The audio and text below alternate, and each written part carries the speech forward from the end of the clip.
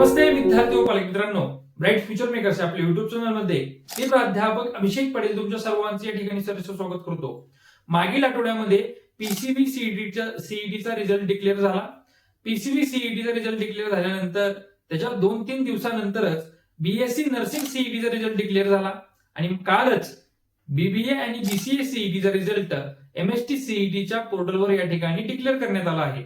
आता विद्यार्थ्यांच्या मनामध्ये एक शंका आहे की पीसीएम सीईटीचा रिझल्ट ज्यामधून आपण इंजिनिअरिंग ऍडमिशन प्रोसेस करू शकतो ए ग्रुपची, ते इंजिनिअरिंग ऍडमिशन प्रोसेस संदर्भातला जो काही पीसीएमचा रिझल्ट आहे तो रिझल्ट साधारणतः कधी डिक्लेअर होणार आहे आणि तो रिझल्ट जर डिक्लेअर झाला तर महाराष्ट्र राज्यातील 2 नंबरचं जे काही टॉपचं सीईटी सेल मधलं कॉलेज येतं ते म्हणजे PICT Pune institute of computer technology, याचा जो काही सीईटी सेल वरून जो काही एमएसटी सीईटी नुसार जो काही कट ऑफ आहे तो कट ऑफ साधारणतः किती राहणार आहे आणि हा कट ऑफ राहत असताना कोणत्या कॅटेगरीला किती मार्क्स पर्यंत पीआयसीटी मध्ये कॉम्प्युटर सायन्स या ब्रँच मध्ये ऍडमिशन मिळणार आहे या संदर्भात आपण आजचा हा व्हिडिओ बनवत आहोत. चॅनलला जर नवीन असाल तर अशाच माहितीपूर्वक गोष्टीसाठी व तुमच्या इंजिनिअरिंग ऍडमिशन प्रोसेसच्या काउन्सिलिंगसाठी ब्राईट फ्युचर मेकर्स आपल्या युट्यूब चॅनलला तुम्ही सर्व विद्यार्थ्यांनी या ठिकाणी सबस्क्राईब करायचं आहे, जेणेकरून तुम्हाला लेटेस्ट अपडेटेड आणि जेवढी काही जेन्युइन इंजिनिअरिंग ऍडमिशन संदर्भातील जेवढी काही माहिती आहे ती सर्व माहिती तुम्हाला या ठिकाणी पाहता येईल. सुरुवातीला पीआयसीटी म्हणजे काय? Pune institute of computer technology. या कॉलेजमध्ये साधारणतः कोणत्या कोणत्या ब्रँचेस आहेत त्या ब्रँचेसचे आपण या ठिकाणी ब्रँचेस पाहणार आहोत. त्याच्यामध्ये पहिली ब्रँच जी आहे ती म्हणजे कॉम्प्युटर इंजिनिअरिंग. पीआयसीटी मधले पहिली ब्रँच जी येते ती म्हणजे कॉम्प्युटर इंजिनिअरिंग. दुसरी ब्रँच जी आहे ती इन्फॉर्मेशन टेक्नॉलॉजी, ज्याला आपण आयटी सुद्धा म्हणतो. तिसरी ब्रँच जी आहे ती artificial intelligence and data science.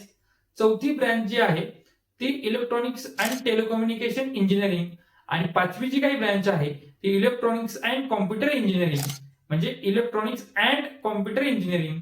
ह्या 5 ब्रँचेस पीआयसीटी मध्ये या ठिकाणी रन केले जातात.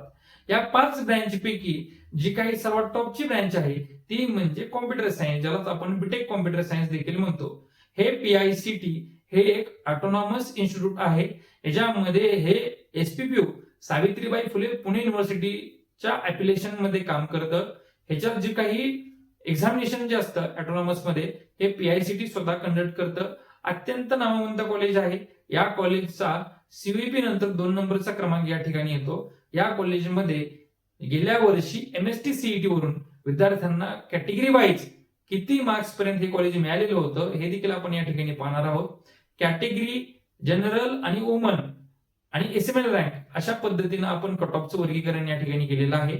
सुरुवातीला ओपन कॅटेगरीमध्ये जनरल साठी 99.71%, वुमन साठी 99.65% आणि जो काही कंबाईंड एसएमएल रँक राहिला होता ह्या दोन्ही रँकचा मिळून 982 रँक पर्यंत ज्या विद्यार्थ्यांचा एसएमएल रँक होता, स्टेट मेरिट लिस्ट रँक, अशा विद्यार्थ्यांना पीआयसीटी मध्ये ऍडमिशन मिळालेलं होतं कॉम्प्युटर इंजिनिअरिंगला.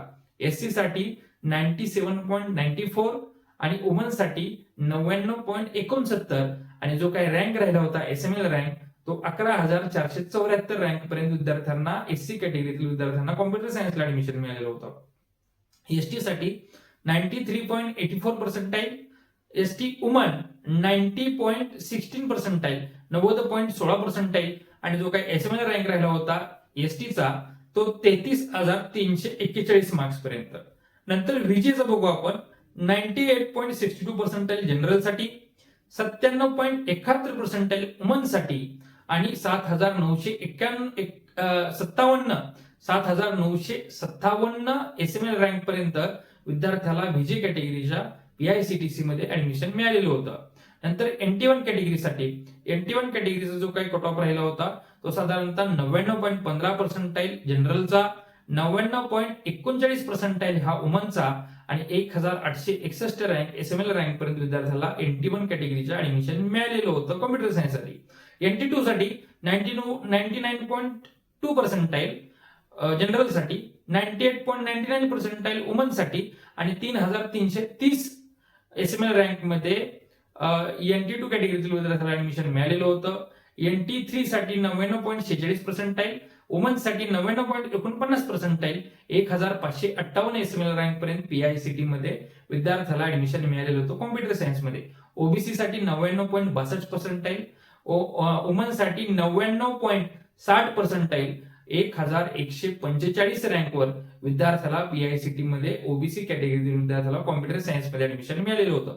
एससीबीसी साठी सोशल आणि एज्युकेशनली बॅकवर्ड क्लासेस जे म्हणतो, ज्याला आपण मराठा समाजातील विद्यार्थ्यांची कॅटेगरी म्हणतो, 99.60% हे जनरल साठी, 99.56% हे वुमन साठी, 1297 रँक पर्यंत विद्यार्थ्यांचा जो एसएमएल रँक होता त्याला महाराष्ट्र राज्यामध्ये पीआयसीटी मध्ये कॉम्प्युटर इंजिनिअरिंगला ऍडमिशन मिळालेलं होतं. ईडब्ल्यूएस साठी 99.65% आणि 2090 एसएमएल रँक पर्यंत विद्यार्थ्याला ईडब्ल्यूएस कॅटेगरीच्या ऍडमिशन मिळालेलं होतं आपल्या पीआयसीटी मध्ये. त्याच्यानंतर TFWS म्हणजे ट्युशन फीज वेव्ह स्कीम याच्यामध्ये 99.70% विद्यार्थ्याला ऍडमिशन मिळालेलं होतं.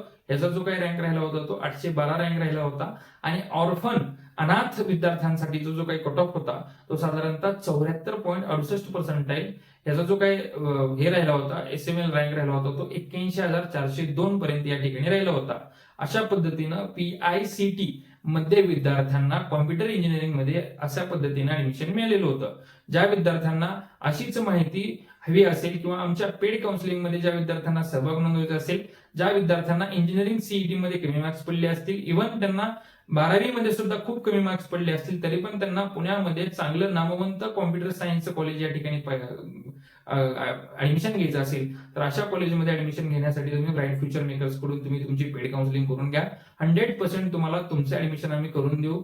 आणि चांगल्यात चांगल्या प्रायव्हेट युनिव्हर्सिटी असेल किंवा स्टेट गव्हर्नमेंट अफिलिएटेड जेवढे काही युनिव्हर्सिटीज मध्ये जे काही कॉलेजेस येतात त्या सर्व कॉलेजेसमध्ये आम्ही तुम्हाला कॉम्प्युटर सायन्स मध्ये प्रवेश करून देणार आहोत.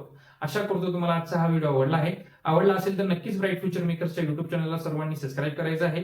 डिस्क्रिप्शन बॉक्समध्ये दिलेल्या फ्री काउन्सिलिंग व्हॉट्सअप ग्रुपच्या लिंकवर क्लिक करून व्हॉट्सअप ग्रुपमध्ये जॉईन व्हायचं आहे. मी प्राध्यापक अभिषेक पाटील तुम्हाला आजचा हा व्हिडिओ आवडला असं कन्सिडर करतो आणि थांबतो. जय हिंद, जय महाराष्ट्र.